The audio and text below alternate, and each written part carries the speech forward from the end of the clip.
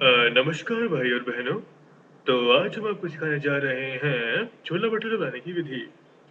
छोला भटूरा बनाने के लिए दो चीजें बहुत ही आवश्यक होती हैं, जिसमें पहली चीज छोला कहलाती है और दूसरी चीज भटूरा कहलाती है। छोला और भटूरा दोनों के दोनों आपस में अपने परिपूरक हैं। छोले के बिना भटूरा अधूरा है और भटूरे के बिना छोला अधूरा है। छोले और भटूरे बनाने से पहले हम आपको बताना चाहेंगे कि छोला और भटूरा आखिर अंतर क्यों है। छोले को भटूरा क्यों नहीं कहते और भटूरे को छोला क्यों नहीं कहते, वो अलग क्यों होते हैं।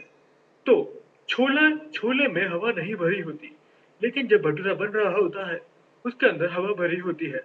ये उसका पहला अंतर होता है। और दूसरा अंतर जो होता है ये कि छोले में गरम मसाला, नमक, मिर्च डलता है, लेकिन भटूरे में ये सब नहीं डलता है। तो इसीलिए वो अलग होते हैं। और भटूरे की मदद से आप छोला खाते हैं और छोले को आप भटूरे से खाते हैं। ये इनके बीच में तीसरा अंतर होता है। इसीलिए छोले और भटूरे दोनों अलग होना बहुत जरूरी है। इससे पहले कि आप सुनना बंद कर दें, हम आपको बताना चाहेंगे कि छोला कैसे बनेगा। छोला बनाने के लिए आप कोई भी दुकान पर जाइए, छोले के लिए पूछिए छोला है क्या? वो बोलेगा छोला है। कितने रुपए किलो है आप उससे पूछ लीजिए। अगर वो 40 बोलता है तो ले लीजिए, 50 बोलता है तो भी ले लीजिए। कहने का मतलब ये है कि वो जितना पैसा बोले आप ले लीजिए, क्योंकि छोला तो आपको बनाना ही पड़ेगा। तो फिर अगर आप छोला खरीद लेते हैं तो अच्छा है, नहीं तो आप किसी रेस्टोरेंट पे जाइए और उससे बोलिए कि भैया एक पैकेट छोला पैक कर देना, क्योंकि छोला जो आपने खरीदा है वो क्या फायदा, बना तो वैसे पाएंगे भी नहीं, क्योंकि इस वीडियो में कुछ बताने वाला तो मैं हूं नहीं। और अगला स्टेप होगा आपका भटूरा बनाना। देखिए भाई और बहनों, काफी लोग, काफी ज्यादा लोग हमेशा ये परेशान रहते हैं कि छोले और भटूरे को हम छोले और पूरी से क्यों नहीं खा सकते। तो मैं आपको अंतर बताना चाहूंगा भटूरे और पूरी के बीच में। भटूरे में जो हवा होती है वो इतनी होती है कि गुब्बारा फूल जाए, लेकिन पूरी में जो हवा होती है उससे वो गुब्बारा नहीं फूल सकता। इसीलिए दोनों अलग हैं।